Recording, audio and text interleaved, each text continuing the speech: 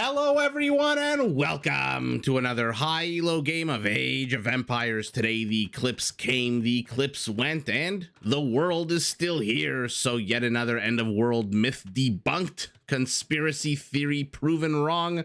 And luckily for us, that means we get to sit down and watch even more Age of Empires, and particularly Hearttt, playing as the Khmer in blue, taking on MbL, playing as the Burgundians in red. Now all the players heard their Hearttables explore their immediate surroundings and try to get their butts up to Feudal Age ASAP. Why don't we take a look at the Civ matchup we'll be watching today, and I am going to be keeping a very close eye on this deer to see if it is as stubborn as all of the other ones. Now the Khmer are a civilization that focuses on some of the heaviest hitting units in the game. Their scorpions come with extra range, can be upgraded to shoot a second bolt.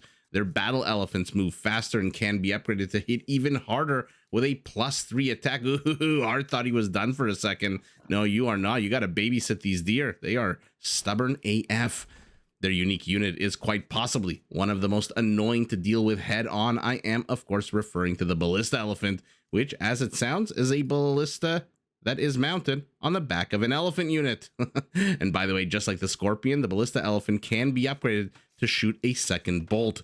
Now, in order to take advantage of these bonuses, upgrades, very powerful units, the Khmer have to get their butts up to castle and feudal with a lot of food in the bank as soon as humanly possible. So to help them do this, they do come with a few cool and nifty features. To start with, you don't need any structures to go up to the next age, meaning as long as you've got the resources, you can go up. Hearttt does not need to build anything. No such thing as a prerequisite. If you take a look at the top left of your screen where my mouse is, you'll see underneath the Roman numeral 1, it is missing the same on the other side of the user interface that MbL has, the two houses.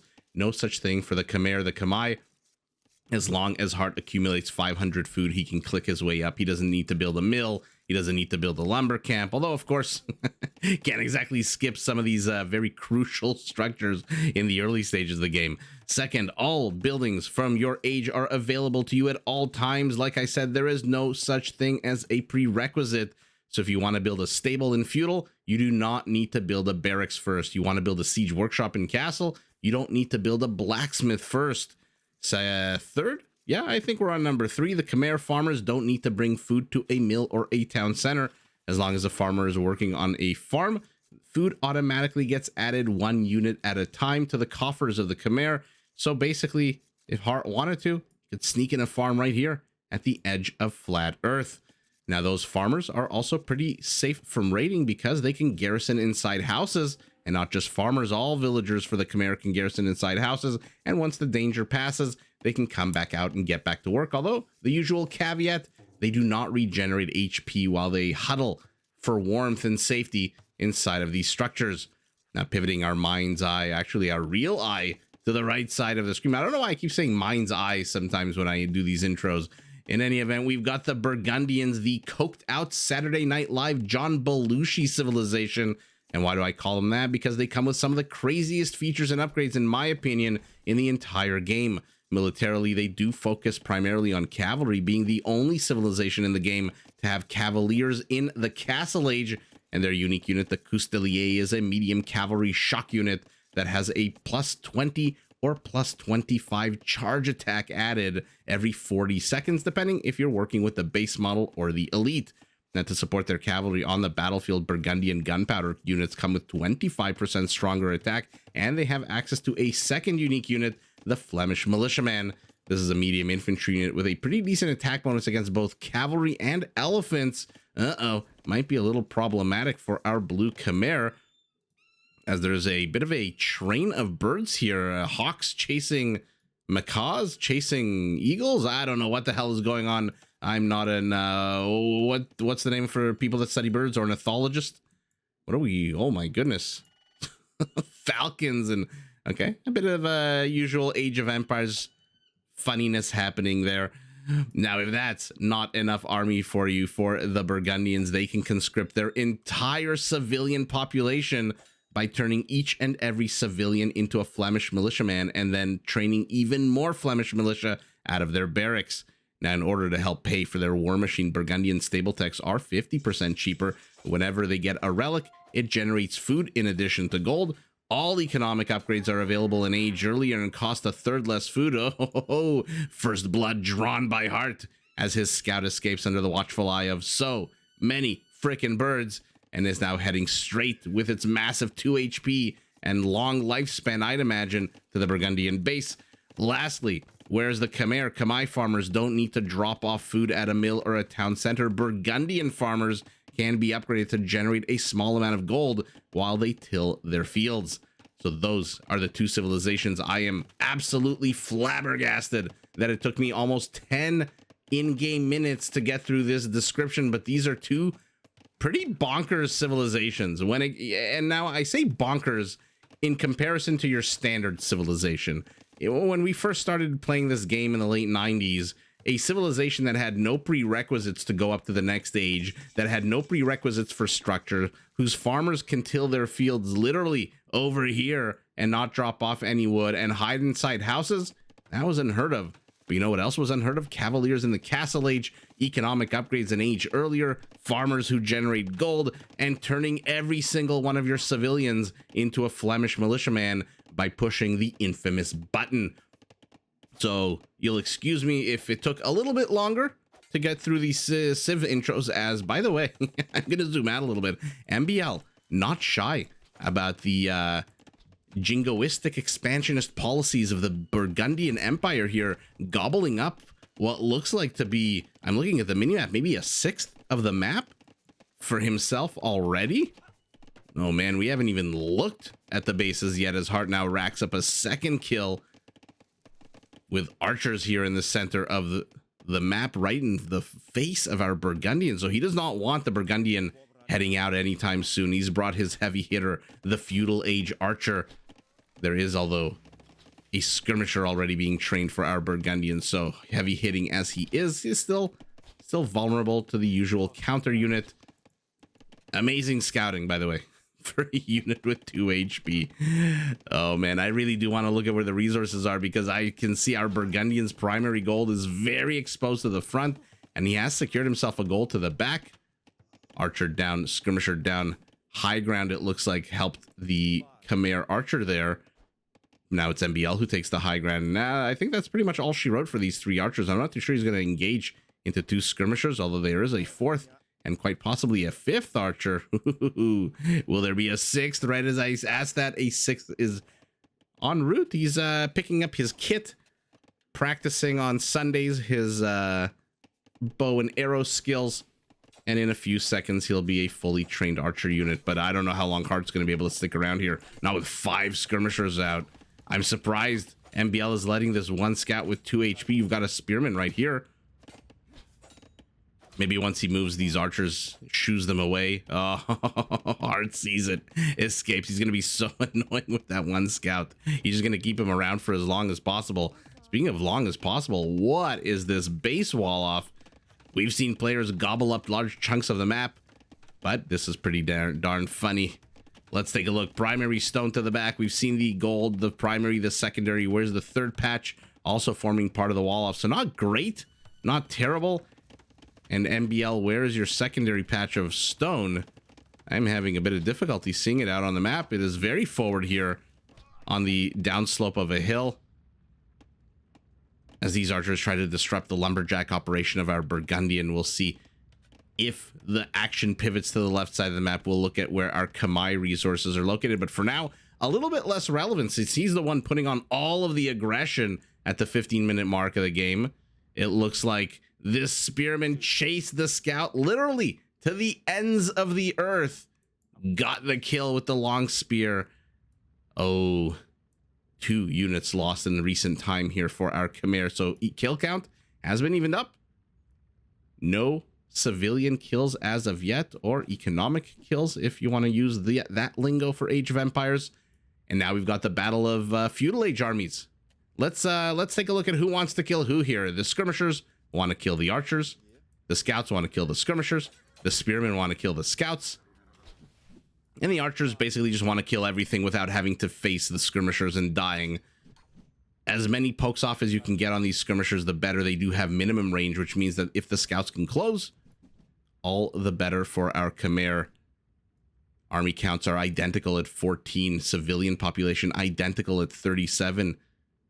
Both players taking little nibbles of HP off of one another. You know, just like a little bite of a cupcake, a little nibble here, a little nibble there. Eventually, the whole cupcake disappears and down goes the unit. A second archer dies. Okay, MbL. He's got the more powerful army, it seems like, just numerically here. But high ground goes to our blue Khmer, who is streaming reinforcements in, by the way, nonstop. 2 scouts for some reason going north. Ooh, the players have disengaged. Does that mean that we can finally look at the blue base? Primary gold secure to the back. Primary stone. Where is the primary stone? Also secure to the back. Interesting. So both primary resources nice and safe behind a Swiss cheese like wall off. Not exactly complete here. Secondary gold to the front. Tertiary gold and secondary stone to the back.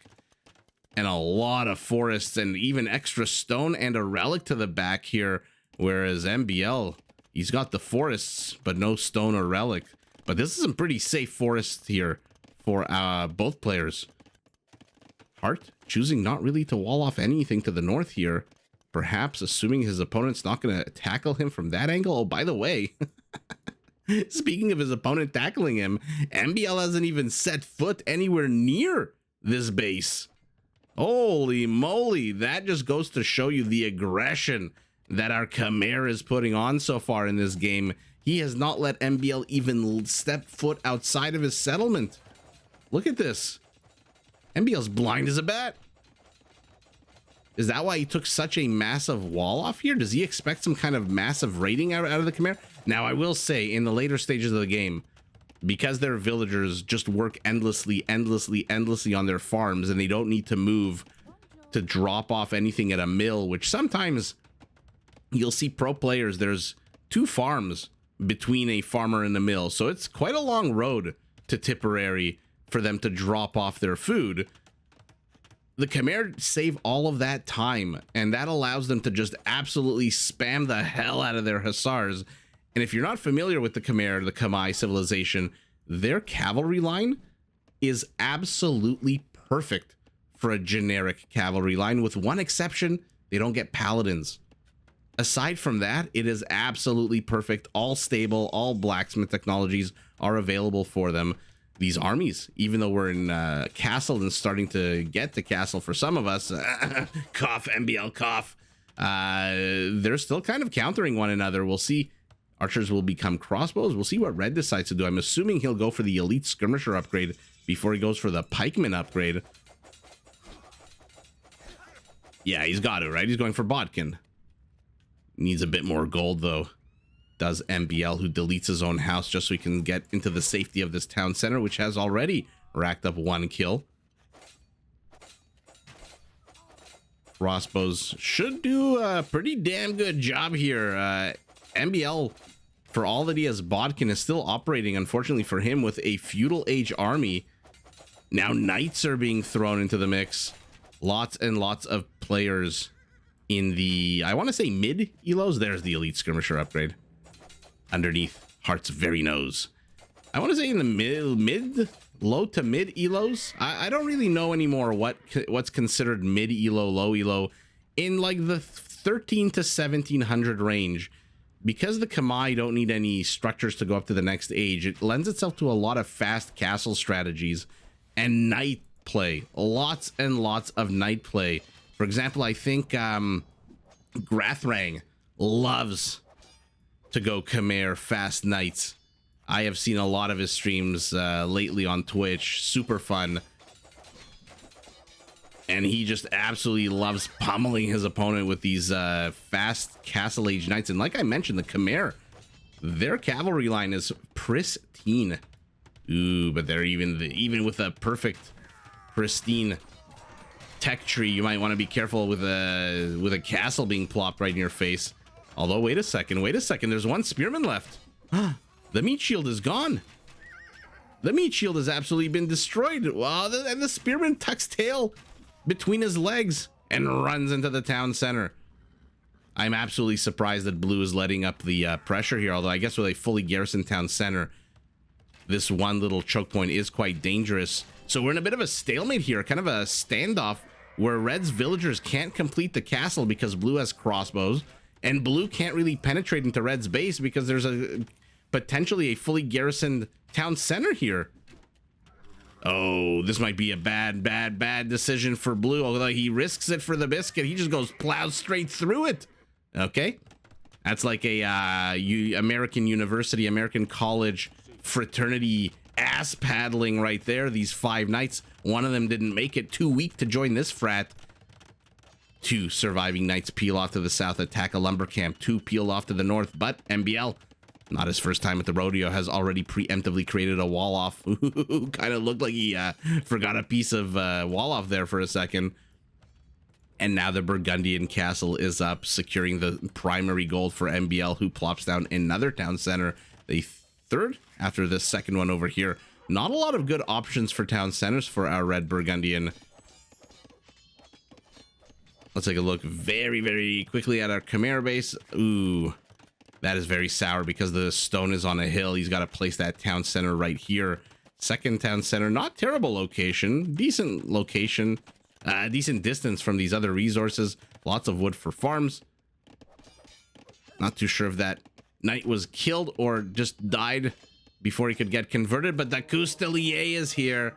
Man, that plus 20 charge attack is ridiculous, as is the 40 seconds that it needs to recharge. But a converted knight and this long... Ooh, I forgot. I always forget the name of the weapon that the Coustelier kind of very jauntily has on his shoulder. Look at that. Look at this badass unit just kind of having his spear knife, for lack of a better term.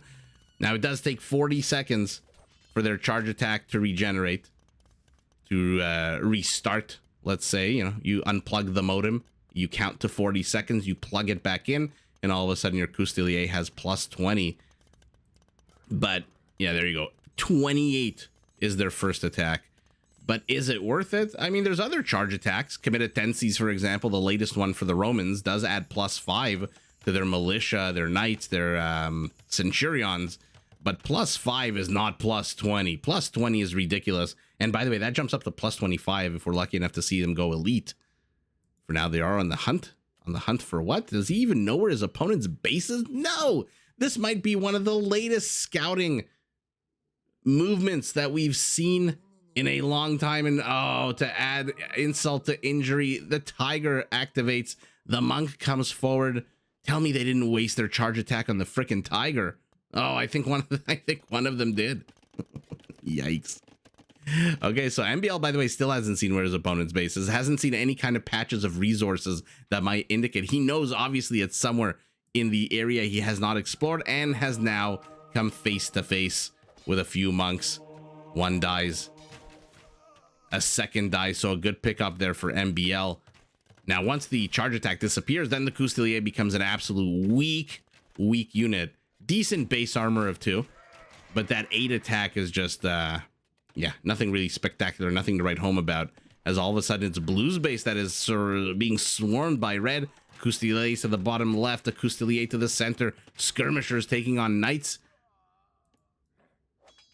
I think, honestly, 3, if he had just stood his ground and fought, I think MbL could have taken these 2 Knights, to be honest. Let's see, the Coustelier, what is your charge attack? Okay, fully charged here. Are they leading these Knights on a bit of an ambush? Now, this is a hit and run unit, as I would like to describe it. You turn around, you get that plus 20, and then you run around for 40 seconds. MbL, I guess, disagrees. Even though he has a fully charged attack, he could literally take off, what's 28 times 4? 112 HP off of a single knight, if he wanted to right now. But he's not. He's leading these knights south. Hearttt just breaks off the chase. I like that Hearttt is starting to place outposts, literally surrounding his opponent in the center to the top. We'll see if he expands to the bottom as the players disengage. Good time for us to check out what the hell is actually going on in their economies. 95 villagers for our Khmer, 81 for our Burgundian, who was a little bit late to the party with the third town center here. Our Khmer has expanded with 4, so no surprise that he's in the lead. Also, he was the one putting on the aggression for the first 20 minutes of the game. Only 30 minutes in did the MbL finally manage to push him off so much that he could discover where his settlement was. And then, by the way, discovered it in grand fashion. Has seen, I think MbL has now actually seen more. Oh no, maybe not. I was gonna say more of Hearttt space than Hearttt has seen of MbL's. 2 scouts. I don't know what the hell they thought they were doing. But look at this. The scout attacks on a base of a 5, the Coustelier on a base of an 8. Is it really that much different once that charge attack spends itself, is exhausted? Here we go. MbL is back. But with that charge attack, man, oh man, can they kill villagers. And we are watching it in front of our very eyes. And now's the moment for MbL to run away. There you go. This is exactly how you use a shock unit. 3 peel off to the left. Has Blue seen it? I think he suspects that some of them have. What are the charge attacks on you? Oh, they're fully charged. Are we gonna get to see a battle finally? Yeah. MbL takes the high ground. Attacks. It looks like 1, 2, 3, 4, 5 of them spent their charge attacks. Is he gonna do it again? There's a bit of a scuffle in the center of the map. These crossbows have been around for the longest of times. They pick off a monk.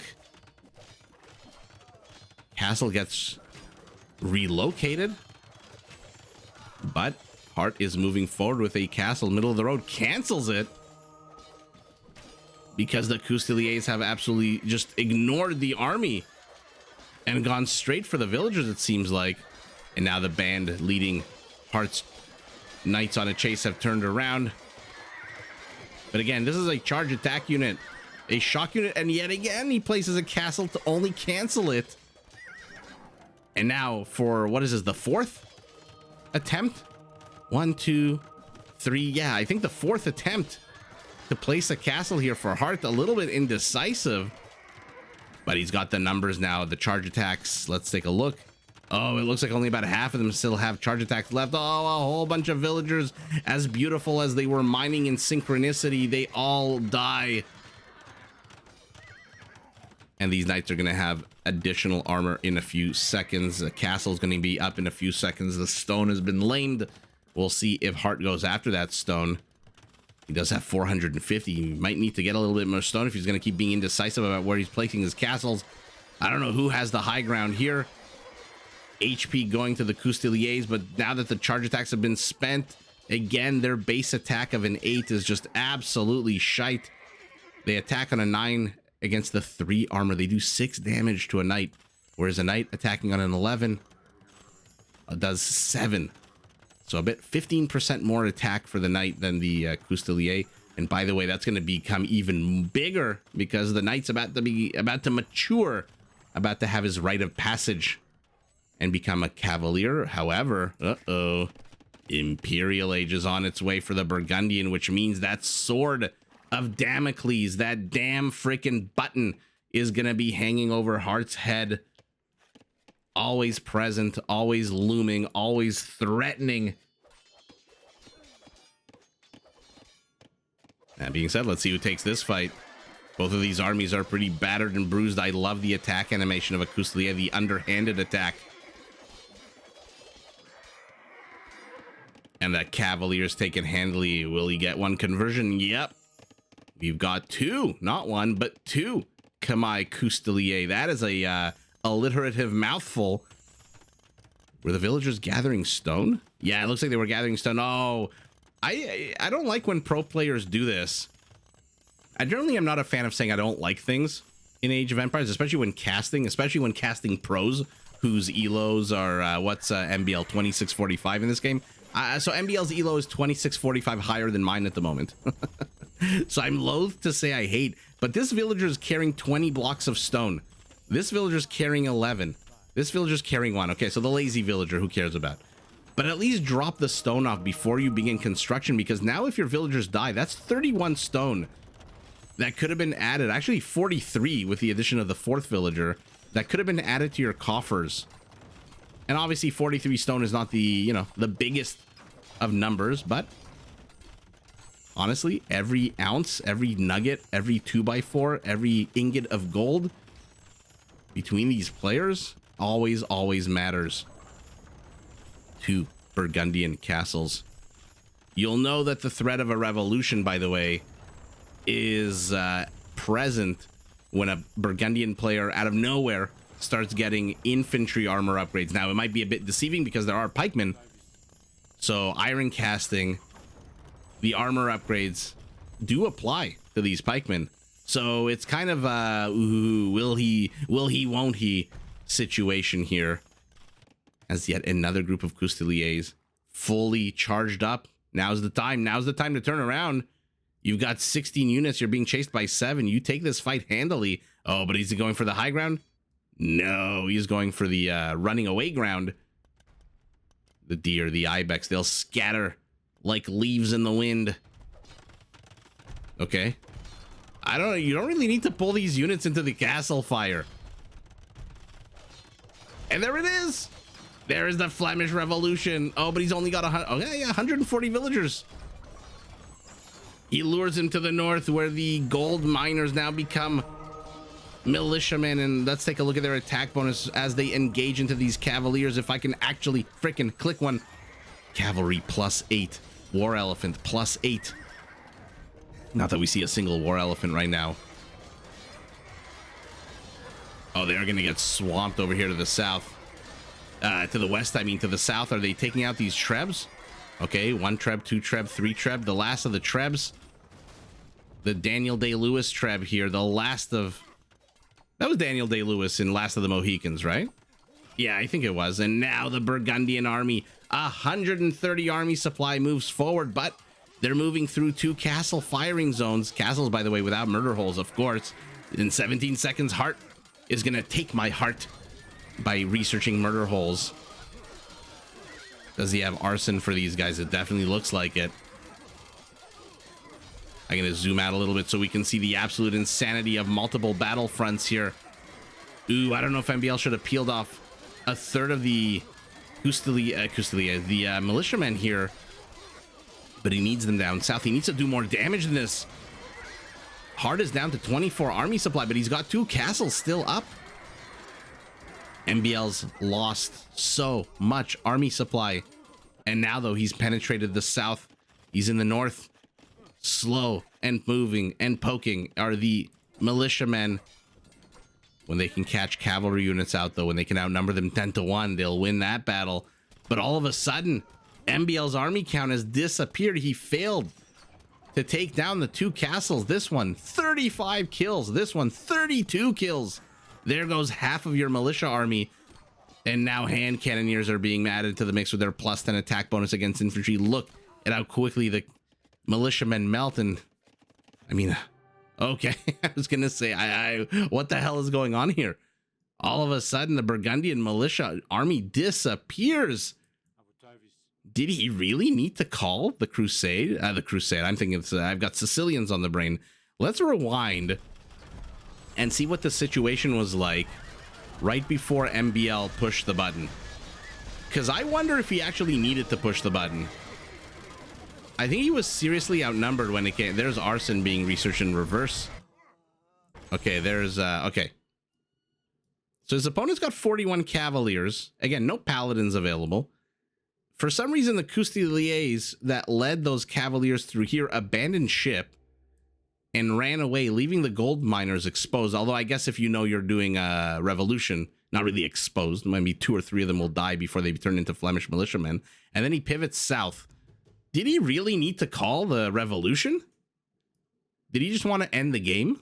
Because I'm looking at the stats. He had 1 more villager. Villager count's identical. Armies are not terrible. He's lost 1 of his forward castles. He might lose a second. He's got 140 stone, 500 gold, so he can keep buying stone. The problem is he's got these 4 trebuchets, 3 to the south, 1 to the west, just hammering at his castle. And against 4 trebs, 14 villagers are not going to cut it. Especially if I think maybe one of these trebs, no, I thought maybe this one was on the high ground. It looks like there's a bit of a slope here. But did MbL need to call that revolution? That is a question to ponder. It certainly took Blue by surprise up here, but then he just retreated and ran around a bunch, letting the castles get 35, 32 kills. Literally half of MbL's militia army disappeared just to these 2 castles. And with only 70 left, the Cavaliers were able to come back here, clean everything up. So I don't know that he necessarily needed to, let's say, I mean, yeah, he's down about 20% of the economy. Kill count is very similar, civilian and military. Oh, he has no relics. Maybe that kind of motivated him. But let's take a look at the end of the day. I'm not too sure he needed to call that revolution. Let me know what you think in the comments. 94 Cavaliers, always the Flemish Revolution, Flemish militia outnumbered. PKPM middle-ish towards the end, middle-ish towards beginning. And let's see at the end of the day, the difference in economy now is going to be absolutely massive after all the villagers disappeared and got conscripted. Yeah, our Khmer takes the lead everywhere.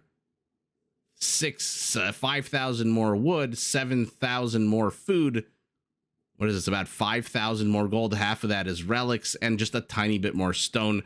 Conversions 8 out of 253, 2 out of 159. Buildings destroyed. Also, conversions and raisings not really playing a role. But at the end of the day, look at the kill count where it was just about even, almost even before the revolution. Now, Hearttt has killed 80 more units, although MbL with the penetration of the base here to the south has managed to kill a bunch more villagers now and does end the game killing 33 to 19. But still, on the losing side of that game, he just was not able to take care of these two trebs. Now, if he had these two castles, if he had a few more trebs of his own and he could take down these two castles, maybe that's something. But I don't know. I don't know. Would he have been better off just giving up his castle and trying to build up a bigger army? Did he really need to call the revolution is my question. He still has so much gold. So much gold. This one, question mark, of course, because there were Cavaliers here. But when your opponent goes mass into one type of unit, like the Cavaliers, for example, MbL had a pretty good army to counter it. He had pikemen, which still deal, I think, what? 22 damage extra against knights and Cavaliers and cavalry. I think Halberdiers are 32.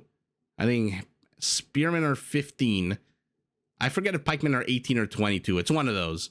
And then you have the Cousteliers, who have the extra 20% attack when you charge into your enemy. The only problem, I guess, is he didn't have an answer to the 4 trebs that were just pummeling away at his base. But perhaps a bit of a retreat, because if you lose this gold, not the end of the world. You still have 4 patches here. This is 2,300 gold, 3,300 gold that you have available to you. So not too sure he really needed the revolution, but it is what it is. He calls it, fails to capitalize. The map perhaps also working out against him with 2 castles literally on the attack paths. Where else could his units move except through the castle zone? These castles, now that I look at them, are absolutely perfectly placed. There's a big forest in the middle. There's big forests around. To get to Heartt's base, MbL has 2 passes that he can go through. Pass number 1 and pass number 2. Unless he wants to go the really, really long way. And he went through pass number 1 and number 2. Took a whole bunch of castle fire. These castles wiped out half of his Flemish militia, and then the other half were stuck here fighting again underneath a castle, town center, and then with Cavalier reinforcements. The Cavaliers end the game with 17 kills, not terrible for them. And ultimately, the button was pushed, but not able to quite capitalize on it for, I guess, a variety of reasons. MbL loses his entire army, rebuilds 14 villagers, but realizes I have failed to dislodge. He might dislodge this castle, and by might I mean probably will. With this 1 treb, there's no army here anymore. This castle, maybe he'll even get this one before the Cavaliers make their way. They're very far from the battlefield. But unfortunately, even if he gets these 2 castles, what the hell is he going to do? He's down to a 10th of the villager count. He's got no army count whatsoever. And worst of all, he's got no resources. And by the way, no military industrial complex. He's got 3 barracks. Sorry, excuse me. 3 barracks. He's got more blacksmiths than he does archery rangers. Not that archery rangers are going to be very useful right now. And so MbL, unfortunately, the button didn't work this time. And like I said, like everyone knows, it is a one-off kind of deal. You either win or you resign. And in this case, our red Burgundian just couldn't do the damage he needed to do. The Khmer base is still up and running at full speed, by the way. 141 villagers. It looks like he lost only a few additional villagers at the end of the day. And with that victory, Hearttt takes the W, but GG to both players. Did you enjoy this video? Check out these other clips and make sure to subscribe and enable notifications so that you're notified of my latest uploads.